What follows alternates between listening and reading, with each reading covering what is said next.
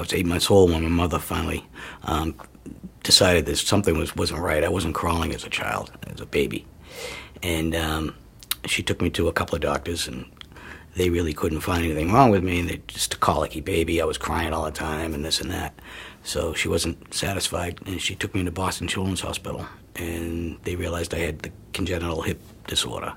I was on crutches a good part of my childhood. I was also operated on a couple of times.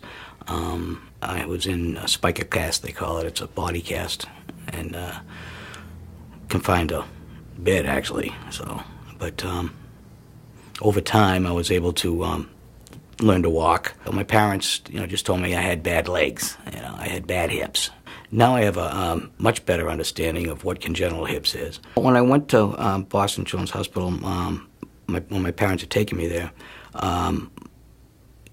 they were really impressed with the place, number one. I mean, it was world-renowned for care of children.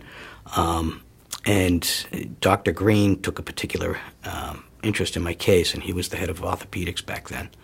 And he asked if he could use my case in what they called grand rounds, which was having other doctors study my case as well and use that information, I guess, for research to help other kids.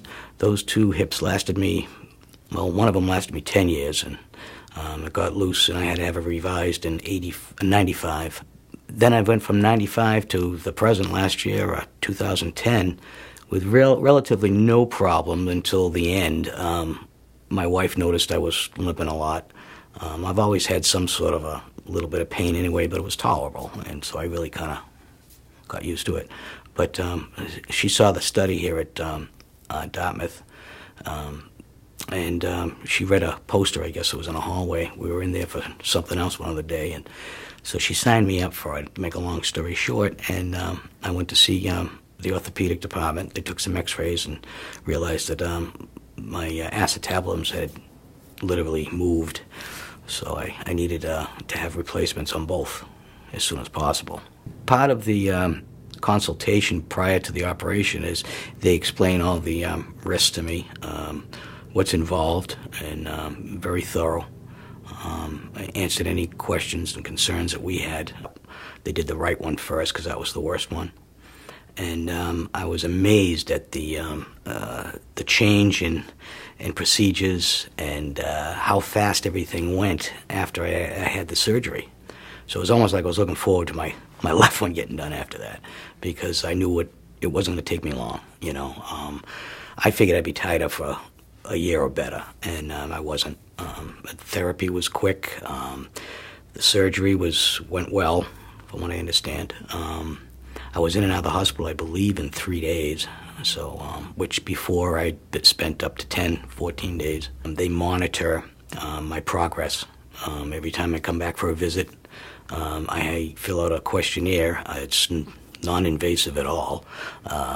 It's simple, it's quick. I fill out, it's all, X marks the spot on the answers, and that's it. It takes me maybe 10 minutes to fill out the questionnaire, and they basically want to know how I'm doing, how I'm getting around, pain level. I do the survey at the same time as my appointment with the doctor, and they take x-rays every time I come in.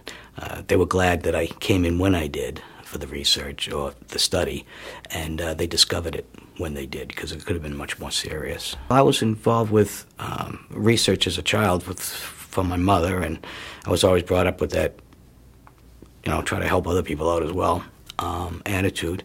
So when my wife approached me about this research study, I jumped at it because I felt that, hey, it's going to benefit me, it's going to benefit somebody else too. The way I look at it is I wouldn't have these hips today if somebody didn't help out and do some research.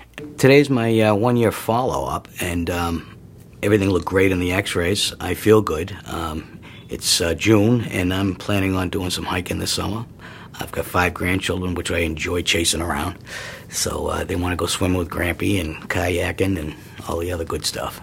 So I plan on being able to do that because I feel great.